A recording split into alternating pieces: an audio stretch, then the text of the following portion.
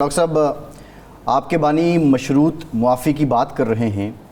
जब इतनी लचक आप में आई गई है तो अब ये क्या है कि सीसीटीवी फुटेज दिखा दें, बंदे हुए तो मैं मुआफ़ी मांग लूँगा। आगे क्यों नहीं बढ़ते, बात को ख़त्म क्यों नहीं करते? जब मुआफ़ी मांगनी ही है तो स्ट्रेट अवे बस इसकी मजम्मत करके आप आगे निकल सकते हैं। इतना इसमें क्यों शर्तें आयद की जा रही हैं? बिस्मिल्लाहिर्रहमानिर्रहीम, इय्याका नअबुदु व इय्याका नस्तईन।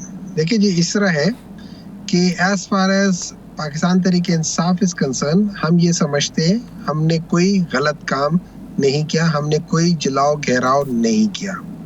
लेकिन अगर हमें ये कहा जाता है कि नहीं आपने किया है तो हम उसको एक्सेप्ट करेंगे अगर हमें प्रूफ मिल जाए कि क्यों पिछले 1 साल से कोई प्रूफ कहीं नहीं मिला, इतने ज्यादा कैमरों के बावजूद कोई शवाहिद नहीं। अभी मैं एक और नीचे टीवी पे बैठा हुआ था, उन्होंने हमारे 1-2 लोगों की फुटेज दिखाई। उनमें से एक का बता रहे थे कि ये जो है ना पेट्रोल बम फेंक रहे हैं। मैंने उनको कहा जरा इसको देखो, गौर से देखो, वो पेट्रोल बम नहीं है, वो वही शेल को वापस फेंक रहे हैं। कहते हैं इनके हाथ में वो बोतल है। मैंने कहा वो प्लास्टिक की बोतल है, पेट्रोल बम प्लास्टिक की बोतल में बन नहीं सकता। तो देखिए, जो शवाहिद हैं आप प्लीज उनको अगर बता दे। और हम ये कहते हो, ये पहले दिन से कह रहे हैं कि अगर गलत है तो गलत है। वो इसलिए गलत है कि पाकिस्तान तहरीक इंसाफ का ये पार्टी पॉलिसी नहीं है कि हम तशद्दुद करें। हम देखिए, हम एहतजाज करेंगे हर वो जगह जो पाकिस्तान के अंदर कॉन्स्टिट्यूशनली जहां पे हम कर सकते हैं हम वहां करेंगे, जहां पे हम कॉन्स्टिट्यूशनली नहीं कर सकते वो हम नहीं करेंगे, और जहां वायलेंस है वहां हम कभी नहीं करेंगे। पाकिस्तान तहरीक इंसाफ वो वाहिद पॉलिटिकल पार्टी है जिसने मई 2022 से लेके तकरीबन दिसंबर 2022 तक कोई 150 के करीब जलसे किए हैं। मुझे बताए कहाँ वायलेशंस हुई हैं, कहाँ हुई है? अब हुमायूं साहब, आपने पेट्रोल बम का जिक्र किया। कल जो आपकी बानी चेयरमैन ने गुफ्तगू की, उन्होंने कहा, एतराफ़ किया कि पेट्रोल बम हमने सिर्फ ज़मान पार्क में इस्तेमाल किए, कहीं और नहीं किए। बास फुटेजेस तो बिल्कुल क्लियर हैं। इवन अगर देखें तो हसन न्याजी साहब की फुटेज बड़ी क्लियर है उसमें जो वो कर रहे हैं। तो आप समझते हैं कि ये जो CCTV फुटेज वाली बात है, ये तो आप मुखालिफिन को बिल्कुल फुल टॉस दे रहे हैं, ये आपके गले भी पड़ सकती है। तो यही हमारा बुनियादी सवाल था कि शर्त के बगैर आगे क्यों नहीं बढ़ा जा सकता?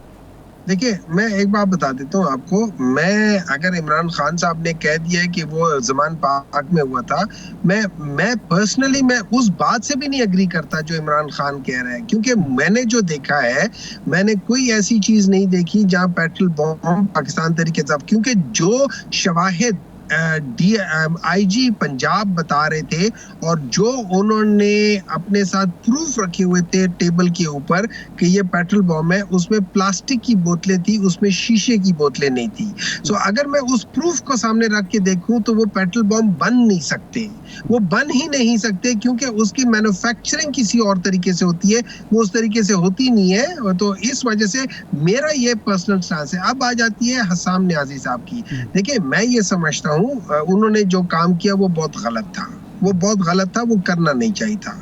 लेकिन अगेन वो जो जितना मैंने देखा, मुझे चूंकि सारी फुटेज मैंने नहीं देखी हुई है, जो मैंने देखा है वो बाहर थे, उन्होंने वो ट्राउजर्स किए थे, वो अच्छे, वो बहुत गलत बात है।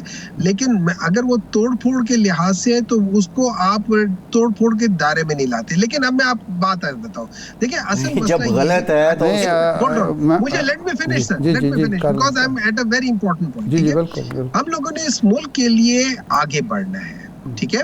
इमरान खान ने आपको एक अपॉर्चुनिटी हम लोगों ने दी है कि उन्होंने कहा है कि आप हमें कोई फुटेज बता दो, हम अपोलोजाइज कर देंगे। मैं हुकूमत से ये कहता हूँ, अगर कोई फुटेज है दिखा दो, हम अपोलोजाइज कर देंगे और उस बंदे को निकाल देंगे। That's one thing. नंबर 2, अगर मैं फर्ज करो 1 फुट आगे 1 फुट पीछे हटाऊं अपने स्टांस से, आप लोग के पास हुकूमत है, आप लोगों के पास सब कुछ है, आपको चाहिए पाकिस्तान की सिचुएशन डिफ्यूज करने के लिए आप लोग 2 फुट पीछे हटो। और आप लोग इस, क्योंकि ये सिचुएशन जो है ना, ये सिचुएशन पाकिस्तान के लिए अच्छी नहीं है।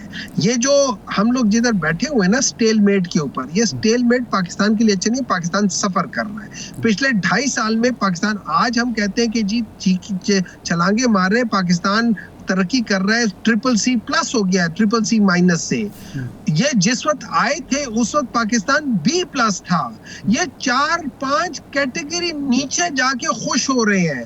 जब ये लोग आए थे ये कहते हुए कि यहाँ पे बहुत गलत लोग बैठे हुए हैं, मुल्क तबाह हो रहा है, उस वक्त GDP 6.2 थी। आज ये से 2.4 की GDP पे खुश हो रहे हैं। जिस वक्त ये आए थे उस वक्त पाकिस्तान तबाह हो रहा था। उस वक्त बिजली के बिल जो थे ना वो तकरीबन 20 रुपए या 15 रुपए के वो यूनिट था, आज 70 रुपए यूनिट है। ये जो आपने बात की ना हसन न्याजी साहब के हवाले से, ये कह के जी वो गलती है। देखें, हफीजुल्लाह न्याजी साहब, उनके वालिद जो हैं वो यही कहते हैं कि इमरान खान साहब का एक पुराना वतीरा है कि वो अपने साथियों की कुर्बानी दे के अपने आप को बचा लेते हैं।